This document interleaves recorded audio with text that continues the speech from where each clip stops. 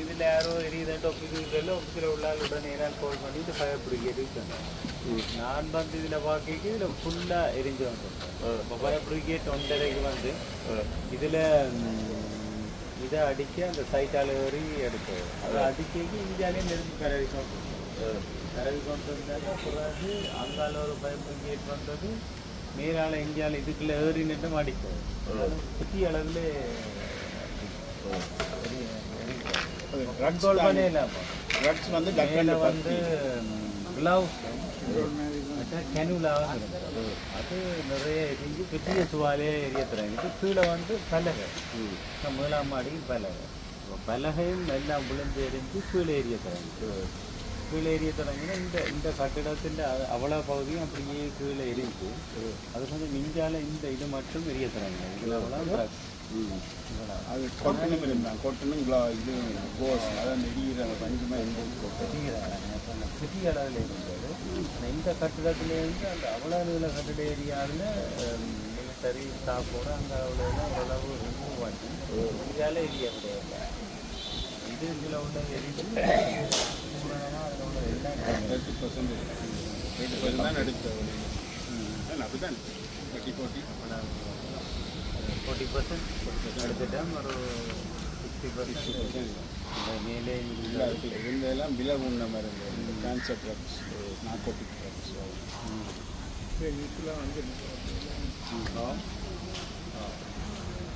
இது கொஞ்சம் நாங்கள் எடுத்ததை கொஞ்சம் வெளியில் கொண்டு போயிருந்தோம்.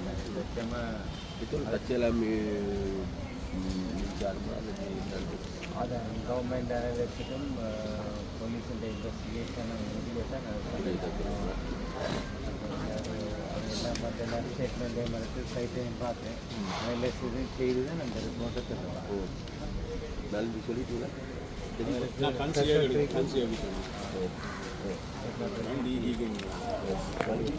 நடந்த நாளைக்கு போட எடுக்கிறேன் போடு கன்சியாக தான் போவேன். இது ஒருக்கா பார்க்கலாம். இதை வந்து இன்று அதிகாலை 1 மணி அளவில் எமது வைத்தியசாலை பிரதான மருந்து களஞ்சியத்தில் தீ விபத்து ஏற்பட்டது. உடனடியாக எமது வைத்தியசாலை உத்தியோகத்தர்கள் மற்றும் மாநகர சபை உத்தியோகத்தர்கள் முப்படையினர் அப்பகுதிக்கு வந்து அங்கு ஏற்பட்ட தீயை அணைப்பதற்காக பல்வேறு முயற்சிகளை மேற்கொண்டனர். அதே சமயம் அங்கிருந்த ஒரு தொகுதி மருந்துகளை நாங்கள் பாதுகாப்பாக வெளியேற்றியிருந்தோம். இப்போது அங்கே எரிந்த மருந்துகளின் அளவு பற்றி கணக்கெடுக்கப்படுகின்றது.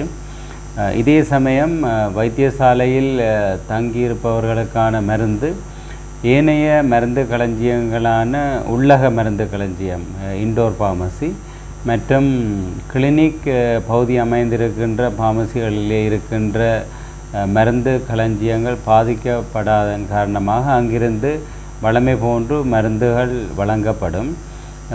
இங்கு எரிந்த நிலையில் இருக்கின்ற மருந்துகளை நாங்கள் மத்திய சுகாதார அமைச்சின் மருந்து களஞ்சியத்திலிருந்தும் யாழ் பிராந்திய சுகாதார சேவை பணிப்பாளர் இருக்கின்ற பிராந்திய மருந்து களஞ்சியத்திலிருந்து இன்று பெற இருக்கின்றோம். ஆகவே தொடர்ச்சியாக வைத்தியசாலைக்கு வருகின்ற அனுமதிக்கப்பட்டிருக்கின்ற நோயாளிகளுக்கான மருந்துகள் தொடர்ச்சியாக வழங்கப்படும். கணக்கெடுப்பு செய்த பின்னர் அதற்கு இதனுடைய இழப்பீடுகள் பற்றியும் கணிப்பீடு செய்யப்படும். இந்த தீ விபத்துக்கான சரியான காரணம் தெரியவில்லை. மின்சார ஒழுக்கு என நம்பப்பட்டாலும் இது விடயமாக போலீசார் மற்றும் சம்பந்தப்பட்ட தரப்பினர் விசாரணைகளை ஆரம்பித்திருக்கின்றனர். பொதுமக்கள் இந்த வைத்தியசாலைக்கு வழமை போன்று சிகிச்சை பெறுவதற்கான சகல ஆயத்தங்களுக்கான நடவடிக்கைகள் மேற்கொள்ளப்பட்டிருக்கின்றது. இன்று நமது வைத்தியசாலை ஏனைய உத்தியோகத்தர்களுக்கான கலந்துரையாடலோடு இந்த வைத்திய சேவை தொடர்ச்சியாக எந்தவித இடையூறுகளுமின்றி கொண்டு செல்வதற்கு மத்திய சுகாதார அமைச்சு, குறிப்பாக சுகாதார அமைச்சின் செயலாளர் மற்றும் சுகாதார சேவை பணிப்பாளர் நாயகம் என்னோடு தொடர்பு கொண்டு கதைத்திருந்தார்கள். அவர்கள் இந்த வைத்தியசாலைக்கு தேவையான மருந்துகளை உடனடியாக அனுப்பி வைப்பதற்கான ஆலோசனையும் மற்றும் அயல் வைத்தியசாலைகளில் தேவைப்படின் அங்கிருந்து மருந்துகளை அனுப்பி வைப்பதற்கான நடவடிக்கைகளையும் மேற்கொள்வதாக அறிவித்திருக்கின்றார்கள். ஆகவே பொதுமக்கள் வைத்தியசாலையில் தொடர்ச்சியாக மருந்துகளை வழமை போன்று பெற்றுக்கொள்ளலாம் என்பதை அறிய தருகின்றேன். மிகவும் ஒரு வேதனைக்குரிய விடயம், கவலைக்குரிய விடயம் ஒன்று இடம்பெற்றிருக்கின்றது. விசேடமாக வடமாகாணத்தில் இருக்கின்ற முக்கியமான வைத்தியசாலையான யாழ்ப்பாண வைத்தியசாலையில் இவ்வாறான ஒரு நிகழ்வு, தீ பரவல் ஏற்பட்டு எங்களுடைய ஸ்டோர் முழுமையாக பாதிக்கப்பட்டிருக்கின்றது. பல கோடிக்கணக்கான மருந்துகள் நாசமாக இருக்கின்றது. ஒரு பக்கம் இது வேதனைக்குரிய விடயம் இருந்த போதிலும் கூட நேற்றிரவு நடைபெற்ற இந்த சம்பவத்தின் போது இங்கே இருக்கின்ற ஊழியர்கள், விசேடமாக அதை தான் சொல்ல வேண்டும், இங்கே இருக்கின்ற ஊழியர்கள் அனைவருமே இதை பாதுகாத்துக் கொள்வதற்காக தங்களால் பூர்ணமான அர்ப்பணிப்போடு செயல்பட்டார்கள். அதே போன்று இராணுவம், போலீஸ், நேவி உள்ளிட்ட அனைவருமே இதில் கூடுதலான பங்களிப்போடு செயல்பட்டிருக்கின்றார்கள். அதற்கு முதல் கண் அவர்களுக்கு எங்களுடைய நன்றிகளை நாங்கள் தெரிவித்துக் கொள்ள வேண்டும். அதே போன்று இவ்வாறாக பாதிக்கப்பட்டிருக்கின்ற, இல்லாது போயிருக்கின்ற மருந்துகளுக்கு மீள மருந்துகளை பெற்றுக் கொடுப்பதற்கான நடவடிக்கைகள் எடுக்கப்பட்டிருக்கின்றது. இது தொடர்பாக சுகாதார அமைச்சர் உள்ளிட்ட அனைவரும் இது சம்பந்தமாக கரிசனையோடு கவனத்தை எடுத்திருக்கின்றார்கள். அந்த வகையில் இவ்வாறான பாதிக்கப்பட்டிருக்கின்ற, முற்றாக அழிக்கப்பட்டிருக்கின்ற எங்களுடைய களஞ்சிய சாலையை மீள கட்டி எழுப்புவதற்கான நடவடிக்கை எடுக்கப்பட வேண்டும். அதே போன்று இது உண்மையிலேயே மின்சார தற்செயலாக பற்றியதா அல்லது வேறு எதுவும் பிரச்சனைகள் இருக்கின்றதா என்பது சம்பந்தமாக எங்களுடைய இது சம்பந்தமான ஒரு ரசாயனவியல் பகுப்பாய்வு ஒன்று செய்யப்பட இருக்கின்றது. அந்த ரசாயனவியல் பகுப்பாய்வு செய்வதற்கான நடவடிக்கைகளும் எடுக்கப்பட்டிருக்கின்றது. அதன் போதுதான் எங்களுக்கு தெரிய வரும் நிச்சயமாக இது உண்மையிலேயே அல்லது இயற்கையான பிரச்சனையா அல்லது செயற்கையான பிரச்சனையா என்பது. இருந்த போதிலும் கூட நாங்கள் பார்க்கின்றோம் இவ்வாறான நிகழ்வுகள் இங்கு மாத்திரமல்ல வேறு இடங்களிலும் கூட நடைபெற்றிருக்கின்றது. அதனால் நான் நினைக்கின்றேன் விசேடமாக இது சம்பந்தமாக செயற்கையாக இதை யாரும் செயற்படுத்தியிருக்க மாட்டார்கள் என்றுதான் எங்களுடைய நம்பிக்கை. ஏனென்றால் இது பல்லாயிரக்கணக்கான மக்களுடைய வாழ்க்கை சம்பந்தப்பட்ட பிரச்சனை, அவர்களுடைய உயிர்கள் சம்பந்தப்பட்ட பிரச்சனை. அப்போ அந்த உயிர்களுக்கு ஏற்படுத்துவதற்கு, அச்சுறுத்தல் ஏற்படுத்துவதற்கு யாரும் மனதார நினைக்க மாட்டார்கள் என்று தான் நினைக்கின்றேன். ஏதோ நாங்கள் பார்ப்போம் எது இவ்வாறான போதிலும் கூட இதற்கான பகுப்பாய்வுகள் செய்யப்பட்டதன் பிறகு இறுதி அறிக்கை என்ன என்று பார்த்து கொண்டு அதன் பிறகுதான் இதற்கான முற்றுமுழுதான முடிவினை எங்களால் சொல்ல முடியும். இப்பொழுது நாங்கள் பார்க்கின்றோம் நிச்சயமாக இப்போ பாதிக்கப்பட்டிருக்கின்ற இந்த நிலைமையிலிருந்து இதை மீட்டெடுப்பதற்கும் அல்லது இந்த மக்களுக்கு மீள மருந்துகளை பெற்றுக் கொடுப்பதற்கான நடவடிக்கை தான் எங்களுடைய அரசாங்கம் முன்னின்று எடுத்திருக்கின்றது. இந்த மருந்துகளோட சேத விவரம் 100 கோடிக்கு மேலே உண்மையிலேயே இப்போ அப்படி சொல்லப்படுகின்றது. இருந்த போதிலும் கூட இதெல்லாம் பூரணமான ஆய்வு செய்யப்பட்ட பிறகு இது உண்மையான கணக்கறிக்கை தெரிய வரும். உண்மைத்தான் என்னென்றால் ஒரு வைத்தியசாலை, அது முக்கியமான வைத்தியசாலையில் ஒரு களஞ்சிய சாலை, மருந்து களஞ்சிய சாலை அழிந்திருக்குமாக இருந்தால் நிச்சயமாக அதில் பல்லாயிரக்கணக்கான கோடி ரூபாய் பெறுமதியான மருந்துகள் இருந்திருக்க வேண்டும். அது இருந்த போதிலும் கூட இது எவ்வளவு தொகை என்பது எங்களால் பூர்ணமாக சொல்ல முடியாது. குத்துமதிப்பாக சொல்லுகின்றார்கள் 100 கோடிக்கு மேலே என்று. இருந்த போதிலும் பார்ப்போம் நாங்கள் எதிர்வரும் காலங்களில் இது சம்பந்தமான பூர்ணமான அறிக்கை வந்ததன் பிறகுதான் மருந்து தட்டுப்பாடுக்கான எந்த விதத்திலும் ஏற்படுவதற்கான வாய்ப்பில்லை.